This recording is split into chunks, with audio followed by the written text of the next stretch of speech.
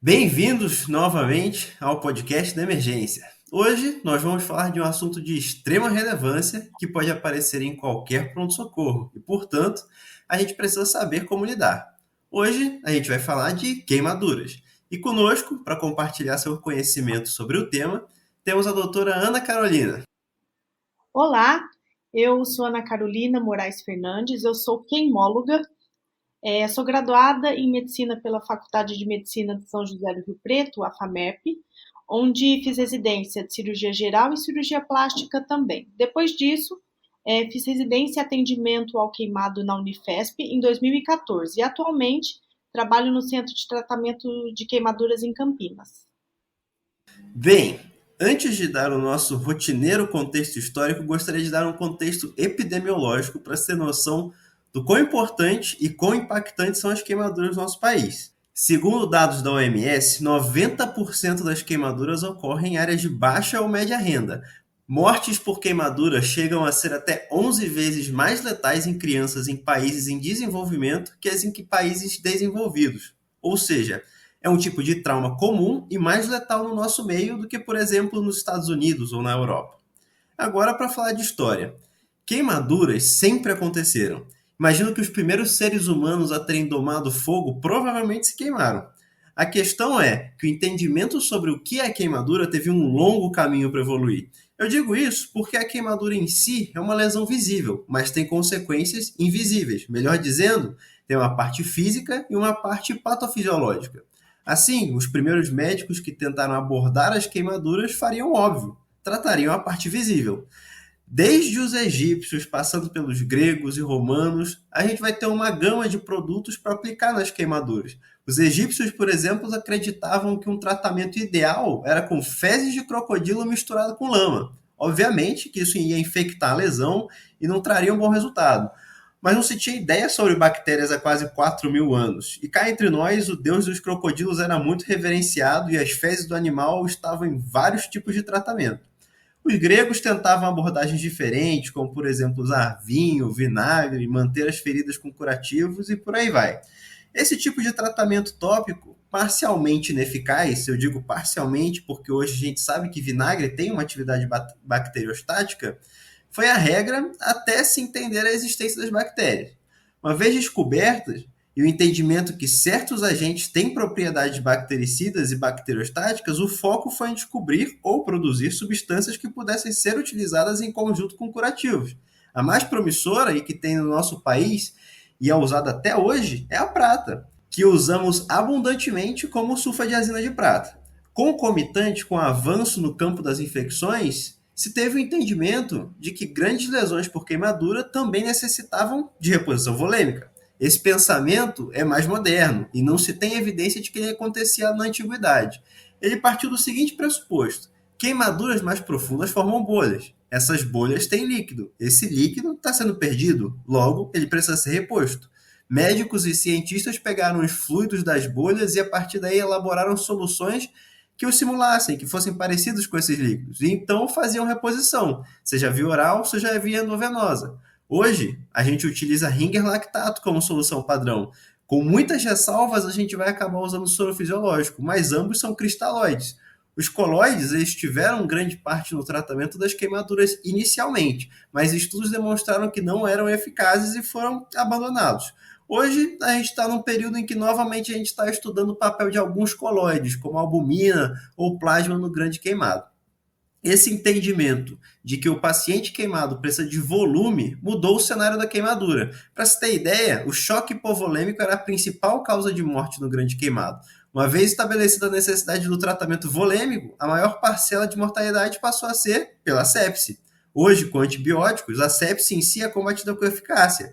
Mas por um tempo, outro fator entrou no ranking de mortalidade. E nós médicos lutamos contra ela até hoje: a insuficiência respiratória. Mas isso foge um pouquinho do nosso escopo no momento. O que eu quero deixar claro é que, do ponto de vista histórico, entender que o paciente queimado precisa de volume e que a ferida tem que ser tratada do ponto de vista físico e fisiológico foram os fatores que mudaram a abordagem médica frente às queimaduras. E não só isso, mudaram a mortalidade também. Contada essa perspectiva histórica, doutora Ana, eu gostaria de te perguntar, uma vez que eu estou de frente para um paciente queimado, como que eu inicio minha abordagem? Bom, primeiro, não se assuste. Queimadura é um trauma grave e, como tal, deve ser feita a avaliação inicial como qualquer trauma, incluindo usando o protocolo do ATLS, que é o XABCDE. Na queimadura, é muito importante a informação do mecanismo do trauma, onde aconteceu, como aconteceu, por exemplo, se foi em ambiente fechado, se foi um incêndio, e informações sobre a cena em que a vítima foi encontrada.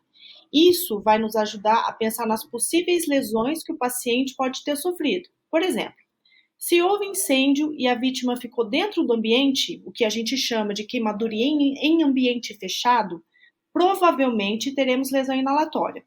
Se houve, por exemplo, explosão na cena, devemos procurar contusões, fraturas associadas. No caso do trauma elétrico, pode ter havido queda de altura e assim precisaremos procurar também outros traumas associados.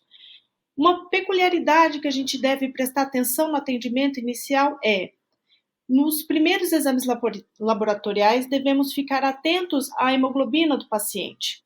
O paciente grande queimado geralmente se apresenta hemoconcentrado na admissão.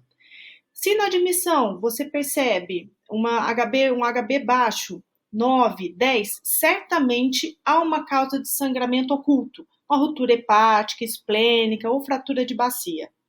Perfeito, doutora Ana. E essa é a parte que, como residente de emergência, eu tenho que destacar. A vítima de queimadura é uma vítima de politrauma. Então, a gente não pode só fixar os olhos apenas na pele queimada, mas no paciente como um todo. Agora, no que diz respeito a identificar a extensão e a profundidade da queimadura, como que a gente faz isso?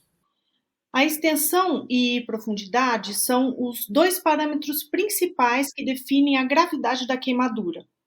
Quanto maior a extensão e ou profundidade, mais grave vai ser essa lesão. A extensão, ela significa a quantidade de superfície do corpo que foi lesada pela queimadura. Ela é aproximadamente calculada de algumas formas. A regra de Wallace, que é a famosa regra dos 9, essa regra ela é muito incerta. A gente tem também como calcular pelo diagrama de Lund-Brauder, em que a gente desenha nesse diagrama as áreas queimadas e deduzimos, segundo uma tabela, a superfície que o paciente foi queimado. E a gente tem alguns aplicativos também em que você clica sobre as áreas acometidas e o aplicativo já faz automaticamente o cálculo da área. Um aplicativo que eu sugiro e recomendo, sem conflito algum de interesse, é o eBurn, que tem versões em inglês e francês e que é um aplicativo de fácil uso. A profundidade, por sua vez, ela significa até qual camada da pele que foi lesada. Se a gente pensar na anatomia e histologia da pele, da parte mais externa para a parte mais interna, nós temos epiderme, que termina na sua camada basal, a derme papilar, que é mais superficial e emite papilas, em que está localizado o plexo capilar que nutre derme e epiderme, mais profundamente a derme reticular e o tecido subcutâneo, que é o nosso tecido gorduroso. As queimaduras podem lesar apenas a epiderme e é chamada queimadura superficial ou, na terminologia antiga, primeiro grau. Você vê na pele uma vermelhidão, eritema e é uma lesão bem dolorosa, como, por exemplo, a queimadura solar. Se houver lesão da camada basal da epiderme, lesando a derme papilar bem superficial, temos a lesão parcial superficial ou segundo grau superficial. Nós vemos bolhas que definem um segundo grau superficial. Essa lesão é avermelhada, brilhante e extremamente dolorosa. Se a lesão for mais profunda, acometendo a derme reticular, temos a lesão parcial profunda ou segundo grau profundo. Nela, como a necrose do plexo capilar dessas papilas, nós vemos uma lesão mais esbranquiçada, menos dolorosa, mas ainda com alguma umidade. Na lesão de espessura total, ou de terceiro grau, toda a epiderme e toda a derme está lesada. É uma queimadura que se mostra, a gente chama coriácea, como couro, endurecida, seca e muitas vezes indolor. Muitas vezes pode ter carbonização da pele ou dos membros, dependendo do mecanismo de trauma. Atualmente, não se usa mais aquela terminologia que a gente ouvia falar de quarto grau, né? Que são lesões mais profundas. Como que a gente define? A gente fala queimadura de espessura total com acometimento de estrutura X, Y, por exemplo, com acometimento de tendões, com acometimento ósseo, com acometimento muscular. Eu acho interessante que a queimadura de espessura total, ou o antigo terceiro grau, é a queimadura mais grave, mas para quem não tem muita experiência, pode até parecer que é a queimadura mais leve. Como ela é pálida, no paciente que tem uma pele muito clara, às vezes ela nem chama atenção, e como ela é indolor, por vezes nem o paciente, nem o médico dá devida importância e acabam se preocupando mais com as queimaduras superficiais, que doem mais e, digamos, são mais feias também. Agora, doutora Ana, me fala uma coisa. De que me serve saber o quanto que meu paciente está queimado? É de extrema importância saber a superfície do paciente acometida pela queimadura. Por quê? Porque a resposta inflamatória vai depender da quantidade de lesão. Essa resposta inflamatória, ela se inicia minutos após a lesão, tem um pico de 6 a 8 horas e entra em platô até 24 a 36 horas. Por isso, existem fórmulas de reposição líquida nas primeiras 24 horas da queimadura, sendo a mais utilizada a fórmula de Parkland. Como que ela é calculada? É 2 a 4 ml por quilo de peso, vezes a superfície corpórea queimada, sendo que a metade desse volume total calculado vai ser feito nas primeiras 8 horas e restante nas demais 16 horas do trauma. Lembrando que nas crianças deve ser adicionado o volume da manutenção basal. No ATLS de 2019, foi indicado fazer com índice 2 ml para evitar hiperidratação nos pacientes com comorbidade, mas nós preconizamos o índice 3 ou 4 ml, dependendo da resposta de perfusão do paciente, que a gente consegue ver através da diurese. A hidratação ela deve ser feita preferencialmente com cristalóides balanceados, plasma light ou ringer lactato. Na ausência desses cristalóides, ela deve ser feita com soro fisiológico. Não fazer soro glicosado. Existe uma meta-análise que ela discute o uso da albumina, que sugeriu o benefício do seu uso após as 18 horas de trauma, mas sem uma grande evidência de qualidade. Bem, vamos dizer que eu tenho um paciente grande queimado. Muito tecido morto ainda está grudado nele. Tem algo que eu posso fazer ainda na sala de emergência para esse paciente? Após o atendimento primário, a estabilização do paciente e a analgesia, é preconizado que o paciente seja limpo e protegido contra hipotermia. Se esse paciente for prontamente encaminhado para o CTQ, essas condutas são suficientes, mantê-lo limpo e aquecido. Mas a gente sabe que a nossa realidade não é essa e pode demorar algumas horas ou dias para que o paciente seja transferido para uma unidade especializada.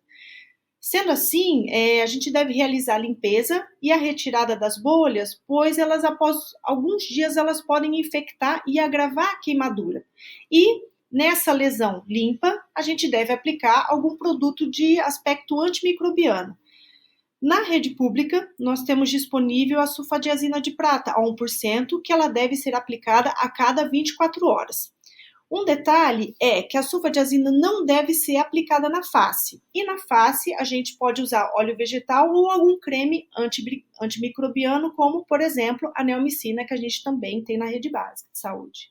É bom reforçar aqui a questão de o paciente estar protegido contra hipotermia. O paciente queimado é atendido como um politraumatizado, portanto, vai ser feito o XABCDE. E assim, na parte do E, temos que verificar toda a superfície corpórea do paciente para procurar por novas queimaduras ou outros traumas.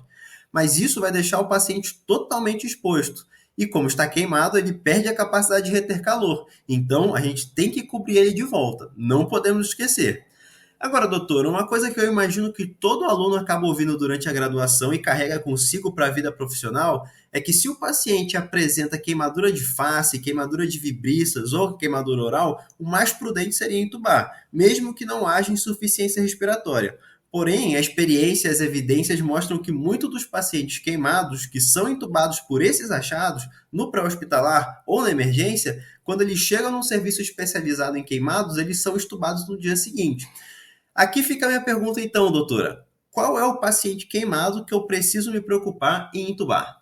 Vamos lembrar do ATLS, o A, vias aéreas. Todo paciente queimado deve receber oxigênio a 100%. As indicações de intubação de um paciente queimado são as mesmas preconizadas pelo ATLS, mas com algumas peculiaridades. Bom, segundo o ATLS, rebaixamento de nível de consciência, Glasgow menor que 8.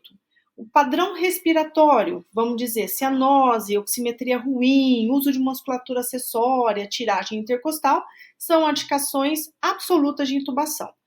Na queimadura, a gente precisa avaliar outros fatores, como presença de rouquidão, que representa o primeiro sinal de edema de prega vocal, que pode evoluir com estridor laríngeo, além de traumas em ambiente fechado, que podem cursar com lesão inalatória, tanto supraglótica quanto infraglótica, e as famosas intoxicações por monóxido de carbono e cianeto.